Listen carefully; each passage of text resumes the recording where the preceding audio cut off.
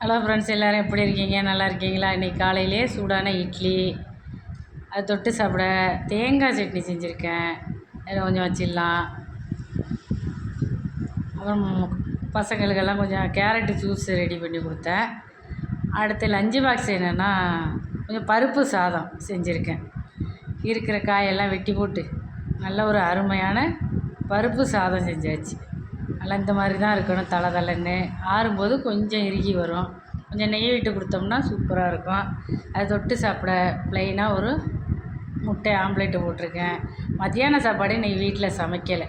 நம்ம வீட்டில் பக்கத்தில் உள்ள ஐயனார் கோயிலில் தான் இன்றைக்கி ஊரே கறி விருந்து. குடல் கறி, மட்டன் குழம்பு எல்லாம் செஞ்சு நல்லா சூப்பராக எல்லாருக்கும் பரிமாறினாங்க. போய் சாப்பிட்டுட்டு வந்தாச்சு. இதுதான் நம்ம வீட்டு பக்கத்தில் உள்ள ஐயனார் கோவில். இன்றைக்கி மத்தியான சாப்பாடெல்லாம் வீட்டில் சமைக்கலை. எல்லாம் திருப்தியாக சாப்பிட்டுட்டு வந்துட்டோம்.